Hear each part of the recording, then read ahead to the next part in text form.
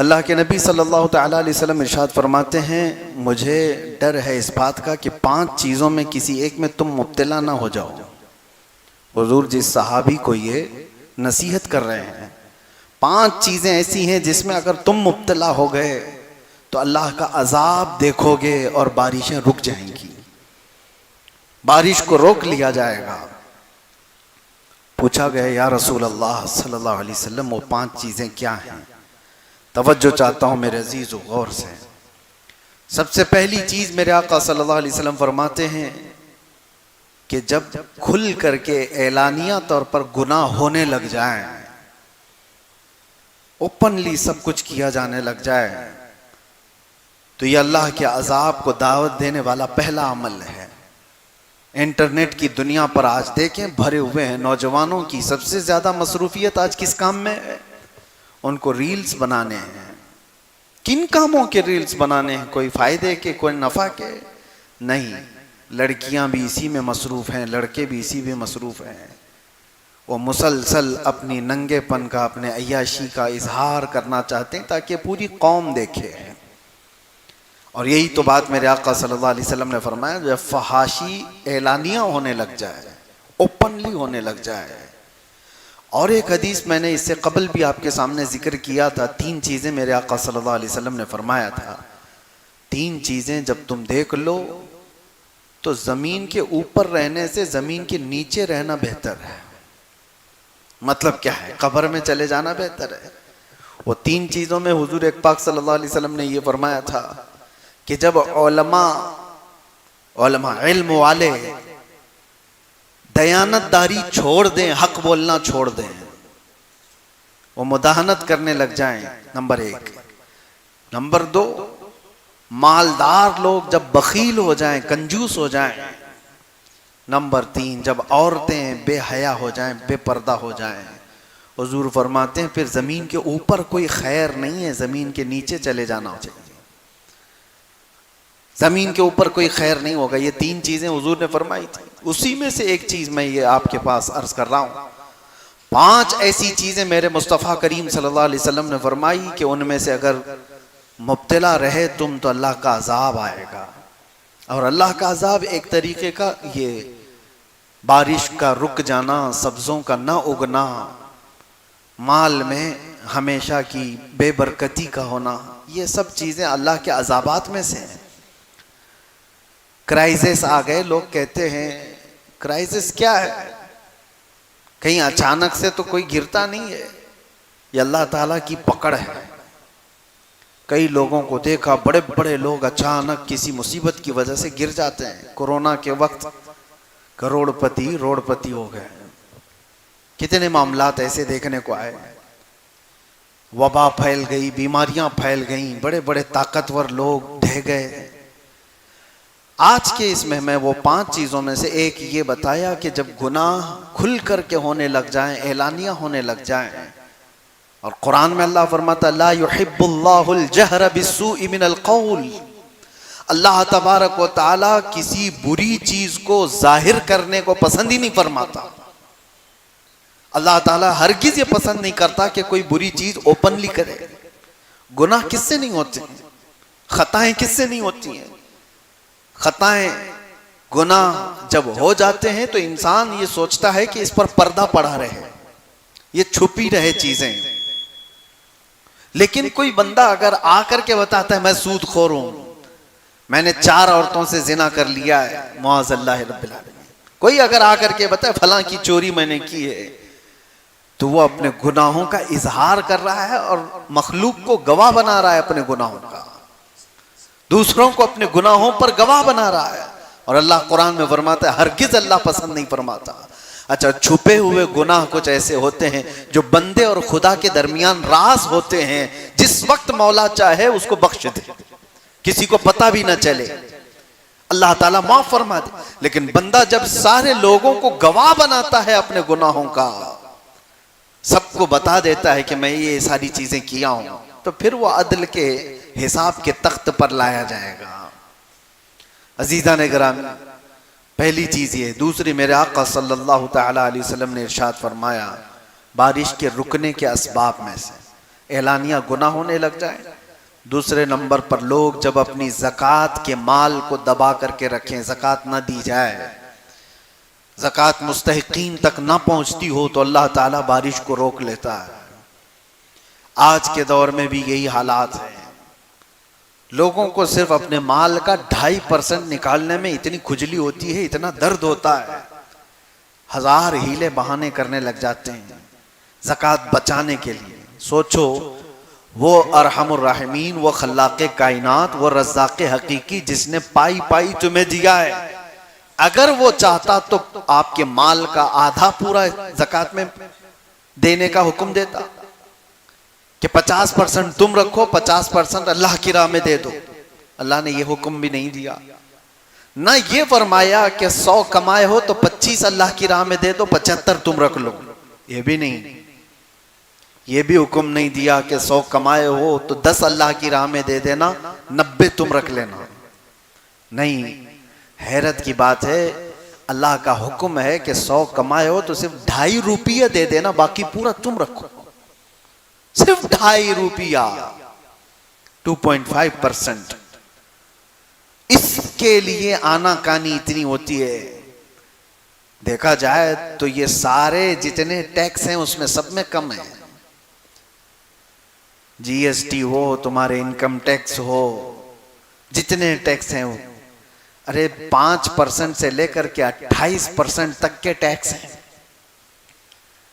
18% کے ٹیکس ہیں. کتنے ٹیکس ہیں، لیکن یہاں پر صرف 2.5%. وہ بھی ٹیکس میں اور زکوٰۃ میں اتنا بڑا فرق ہے. لوگوں کو لگتا ہوگا کہ یہ ہمارے لیے زکوٰۃ ٹیکس کے برابر نہیں. ٹیکس آپ کے انکم پر ہے اور زکوٰۃ آپ کی سیونگ پر ہے. انکم اور سیونگ میں فرق نہیں ہے. آپ اگر 1 کروڑ روپے مہینہ کماتے ہیں تو ٹیکس 1 کروڑ کا ہوگا آپ کے پاس. لیکن شریعت نے کہا ہے 1 کروڑ کماتا ہے، 90 لاکھ روپے خرچہ ہو جاتے ہیں تو اس خرچے پر زکوٰۃ نہیں، جو بچ گیا اس پر، اسی پر زکوٰۃ ہے. اور وہ بھی آتے ساتھ نہیں، سال گزر جائے اس پر. شریعت نے اتنی ساری چھوٹ دی، اس کے باوجود زکوٰۃ کے مال میں ہیرا پھیری سب چل رہی ہے. بڑے بڑے مالداروں کی اگر زکوٰۃ نکل گئی ہوتی تو اس امت میں کوئی غریب ہی نہیں ہوتا. دور عمر فاروق رضی اللہ تعالیٰ عنہ، صرف 2.5 سال کے بعد حضرت ابوبکر صدیق 2.5 سال خلیفہ رہے، اور ان کے بعد حضرت عمر فاروق رضی اللہ تعالیٰ عنہ خلیفہ وقت بنے. اور آپ کے زمانے خلافت میں یمن سے زکوٰۃ کا مال آیا مدینے میں.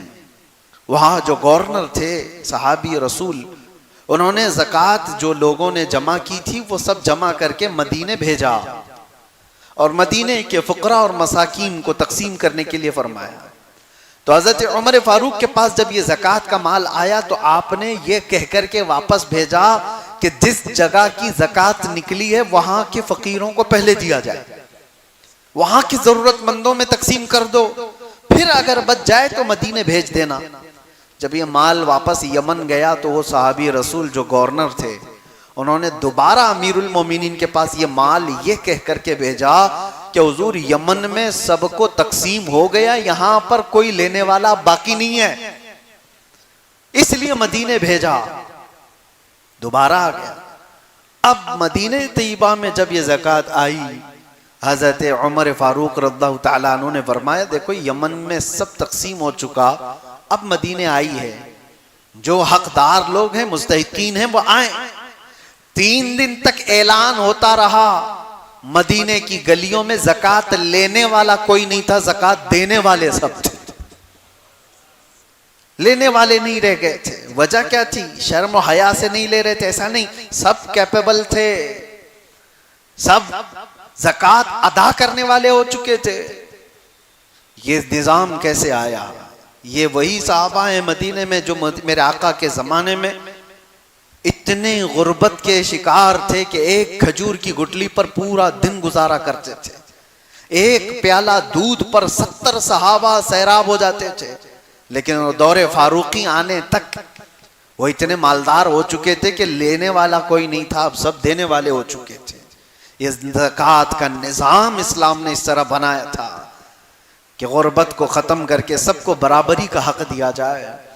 آج مالداروں نے اپنا مال روک کر رکھا ہے، ہزار ہیلے بہانے ہیں اس میں زکوٰۃ نکالنے کے لیے، زکوٰۃ نہیں نکالتے۔ معاذ اللہ رب العالمین، کسی کے پاس کروڑوں کا مال پڑا ہوا ہے اور اس کے بعد اچانک ایک دن آتا ہے جب ان کی روح نکال لی جاتی ہے۔ قرآن کہتا ہے یوم یحمى علیہا فی نار جہنم فتکوی بہا جباہہم وجنوبہم وظہورہم، وہ دن آگ سے تپایا جائے گا، ان کی پیشانیوں کو داغا جائے گا، ان کے بازوؤں کو داغا جائے گا، ان کی پیٹھ کو آگ سے داغا جائے گا، اور پوچھا جائے گا، اور پوچھتا ہے جس کو داغا جا رہا ہے یہ مجھے کیوں عذاب دیا جا رہا ہے؟ اللہ فرماتا ہے ھذا ما کنزتم لانفسکم، یہ جو تم نے اپنے لیے خزانے جمع کیے تھے اس کا انجام ہے، فذوقوا ما کنتم تکنزون، اب چکھو جو کچھ تم نے جمع کر رکھا تھا۔ یہ جو زکوٰۃ دیے بغیر مال گھر پر رہا، حدیث پاک میں ہے اس مال کا ایک اژدھا بنا دیا جاتا ہے جو قبر میں ہمیشہ اس میت کے اوپر مسلط رہتا ہے قیامت آنے تک۔ اس مردے کے اوپر وہ طاری رہ جاتا ہے، وہ ہٹانا چاہتا ہے، اور وہ سانپ اس سے کہتا ہے کہ میں تیرا وہ محبوب مال ہوں جس کو تو کبھی الگ نہیں کرتا تھا، کبھی تو الگ ہونے نہیں دیتا تھا، میں ہمیشہ اب تیرے ساتھ رہوں گا قبر میں۔ عزیزان گرامی وقار، اللہ تبارک و تعالیٰ نے جو مال ہمیں دیا ہمارا اپنا کچھ نہیں ہے، اگر یہ ایک حادثہ ہو جائے تو سارا مال ختم ہو جائے گا۔ مال ہو تو ایسا، اللہ اکبر، اش اش کرتے ہیں ہم اس عثمان ابن عفان رضی اللہ تعالیٰ عنہ کا، جنہوں نے عطا کرتے کرتے اتنا دیا تھا کہ آج تک ان کے مال کو اللہ نے محفوظ رکھا، مدینے میں آج بھی ان کا اکاؤنٹ چلتا ہے۔ حضرت عثمان غنی رضی اللہ تعالیٰ عنہ کا کھاتا آج بھی چل رہا ہے مدینہ طیبہ میں۔ کچھ وہ مال ہیں جن کو اللہ تبارک و تعالیٰ محفوظ رکھا۔ تو سب سے بڑی چیز میرے آقا صلی اللہ تعالیٰ علیہ وسلم نے فرمائی، جب لوگ زکوٰۃ کا مال روک کر کے رکھ لیں تو اللہ تعالیٰ بارش کے قطرے روک لیتا ہے، بارش کے قطرے روک لیے جاتے ہیں۔ تیسری چیز مصطفیٰ کریم صلی اللہ تعالیٰ علیہ وسلم نے ارشاد فرمائی، جب لوگ امانتوں میں خیانت کرنے لگ جائیں، یہ بڑی بات ہے۔ اور ایک چیز حضور اکرم صلی اللہ علیہ وسلم نے فرمایا، جب لوگ ناپ تول میں کمی کرنے لگ جائیں تو ان پر دو چیزیں مسلط کی جاتی ہیں، ناپ تول میں کمی کرنے والے، امانت میں خیانت کرنے والے۔ حضور فرماتے ہیں بارش بھی روک لی جاتی ہے اور ظالم حاکم کو ان کے اوپر بٹھا دیا جاتا ہے، اس کے ظلم کو سہتے رہیں گے۔ ظالم حاکم اگر تمہارے سروں پر بٹھا دیا گیا ہے تو تمہارے اعمال، یہ تمہارے خرد برد کی وجہ سے لوگوں میں ایک بڑی برائیاں یہ پھیلی ہوئی ہیں۔ ناپ تول میں کمی کرنے والوں پر ایک بہت بڑا عذاب آیا تھا، یہ حضرت شعیب علیہ السلام کی قوم کرتی تھی۔ قرآن پاک میں ہے، اللہ فرماتا وَلَا تَنْقُصُ الْمِكْيَالَ وَالْمِيزَانَ، حضرت شعیب علیہ السلام کہتے تھے کہ ناپ تول میں ہرگز کمی نہ کرو، یہ اللہ کے عذاب کو دعوت دینے والی چیز ہے، لیکن وہ قوم مانتی نہیں تھی۔ پھر اللہ کا عذاب آیا، بہت بھیانک عذاب آیا تھا، حضرت شعیب علیہ السلام کی قوم ہلاک و برباد ہو گئی۔ آج بھی اس امت میں اگر ایسے لوگ ہیں جو اس طرح کے ہیلے بہانے کر کے خرد برد کر کے تھوڑا سا بچانا چاہتے ہیں، دودھ میں پانی ملانے والے، اشیاء خوردنی میں، کھانے پینے کی چیزوں میں ملاوٹ کرنے والے، تولنے والی چیز میں کانٹے کے ساتھ دھوکہ کرنے والے، کچھ ایسے لوگ بھی میرے پاس آئے تھے جنہوں نے کہا کہ ہمارا کام ہے یہ جو وزن کرنے والا کانٹا بنانا، لیکن ان سے کہتے کئی دکانوں والے ہیں، بڑے بڑے لوگ ہیں، وہ ہمیں صرف آفر یہ دیتے ہیں کہ اتنے پیسے دے دوں گا، کانٹے میں یہ کر کے دے دو۔ اب تو ڈیجیٹل آ گیا، پہلے پتھر رکھے جاتے تھے، کہا کہ مشین میں یہ کر کے دے دو، 800 گرام کا ہی ہونا چاہیے مال، لیکن دکھانا چاہیے 1 کلو کا۔ تو یہ جو کلاکار لوگ ہیں پیسے لے کر کے کرنے والا کر دیتا ہے، لیکن جو ضمیر نہیں بیچتا وہ منع کر دیتا ہے۔ میرے عزیزو، آج کے دور میں بھی یہ سب چیزیں موجود ہیں، چھوٹی چھوٹی چیزوں میں خیانت کرنے والے۔ اسی لیے میرے آقا صلی اللہ تعالی علیہ وسلم فرماتے ہیں مومن ہر برائی کر سکتا ہے لیکن جھوٹا اور خیانت دار نہیں ہو سکتا۔ جھوٹ اور خیانت مومن کے لیے ہے ہی نہیں، خیانت کرنا۔ اور اکثر تو آج لوگوں کا حال یہ ہو گیا خیانت داری، اکثر جس کے پاس بھی کچھ مال رکھا جائے اس سے واپس آنے کی امید ہی ختم ہو جاتی ہے۔ اسی لیے کوئی ایک دوسرے کو قرض حسن دیتا نہیں آج۔ لون کی بلا میں مبتلا کیوں ہیں سارے لوگ؟ کیوں ہیں؟ لون کیوں لینا پڑ جاتا ہے؟ وجہ یہ ہے کہ آپس میں کوئی قرض حسن دینے والا نہیں رہ گیا کہ 10 لاکھ روپے میں تجھے دیتا ہوں، 10 لاکھ روپے 6 مہینے کے بعد، سال بھر کے بعد واپس لوٹا دینا۔ مالداروں کے پاس پیسے رکھے ہوئے ہیں لیکن وہ دینا نہیں چاہتے۔ وجہ کیا ہے؟ امانت داری نہیں ہے۔ لے لیا تو یہ تو غائب ہی ہو جائے گا۔ لینے سے پہلے لہجہ اور لینے کے بعد اس کا لہجہ کچھ اور۔ پیسے لینے والوں کا لہجہ دیکھو، آپ گڑ گڑاتے ہیں، اپنی ضروریات بتاتے ہیں، دے دیا اس کو، پھر مہینے کے بعد اس کو فون کرو، بولے ٹائم نہیں ہے ابھی، بعد میں ملتا ہوں نا، میں کیا بھاگ کے جا رہا ہوں۔ یہ ساری عادتیں جو خصلتیں آئی، یہ خیانت داری ہے۔ دور فاروق اعظم رضی اللہ تعالیٰ عنہ میں ایک بات ملتی ہے، مدینے کا ایک شخص، اس کے اوپر کسی کا قرضہ باقی تھا، کسی کا قرضہ۔ مدینے میں ایک صحابی نے آ کر مقدمہ کر دیا، حضرت عمر سے کہا یہ شخص اجنبی ہے مدینے میں، میرا قرضہ لیا وہ دیتا نہیں۔ حضرت عمر نے کہا کہ تو ان کا قرضہ کب واپس کر رہا ہے؟ کہا حضور مجھے 2 دن کا وقت دے دیں، میں واپس کر دوں گا، لیکن مجھے مدینے سے باہر میرے وطن جانے کی اجازت دی جائے، میرے گاؤں جا کے آؤں گا۔ حضرت عمر نے کہا تو بھاگ جائے گا؟ کوئی ہے یہاں پر جو تیری ضمانت لے لے تو میں تجھے چھوڑ دوں۔ اس نے کہا مجھے یہاں کوئی جاننے والے لوگ ہیں نہیں، لیکن اگر کوئی میری ضمانت لیتا ہے تو میں جھوٹا نہیں ہوں۔ حضرت عمر نے کہا عدالت جو ہے وہ جملوں پر نہیں چلے گی، ایویڈنس چاہیے نا، کوئی ضامن بھی چاہیے۔ جج سے اگر آپ کہہ دو میں تھوڑی نا بھاگ رہا ہوں، جج یہ نہیں کہے گا کہ تو نہیں بھاگ رہا ہے یا بھاگ رہا ہے، یہ تیرا مسئلہ ہے، کوئی ضامن لا کے دے دے، پیپر لا کر کے دے دے پراپرٹی کے۔ حضرت عمر نے کہا کوئی ضامن ہے؟ کوئی نہیں تھا۔ کون اٹھتا ہے انجان آدمی کہ آپ ضمانت دیں گے آج؟ لیکن حضرت ابو درداء ایک صحابی وہ کھڑے ہو گئے، کہا امیر المومنین میں اس کی ضمانت لیتا ہوں۔ کہا پہچانتے ہو؟ کہا نہیں پہچانتا، لیکن 2 دن کے بعد وہ آ جائے گا پیسہ لے کر کے۔ حضرت عمر نے کہا اگر وہ نہیں لے کر کے آئے گا تو تم کو پکڑا جائے گا، پیسہ بھی دینا ہوگا اور اندر بھی جاؤ گے۔ حضرت ابو درداء نے کہا منظور ہے۔ اس شخص سے کہا گیا کہ جاؤ تو لے کر کے آ جا۔ وہ گیا، 1 دن 2 دن، شام ہو رہی تھی، آیا نہیں۔ حضرت عمر نے ابو درداء کو بلایا، آ جاؤ۔ وہ تو آیا نہیں جس کی تم ضمانت لیے تھے، اور وہ صحابی بھی آ گئے جن کا قرضہ باقی تھا۔ تو اتنے ہی میں مغرب سے پہلے وہ ہانپتا کانپتا دوڑتا ہوا وہ بندہ آ گیا، عدالت میں آیا اور کہا کہ حضور ان کے جو پیسے باقی تھے میں لے کر کے آ گیا، انتظام کر رہا ہوں۔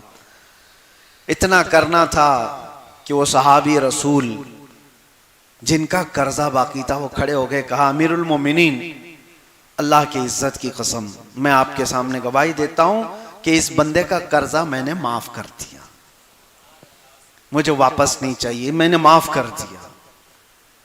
اب سنیے، انہوں نے قرضہ معاف کر دیا۔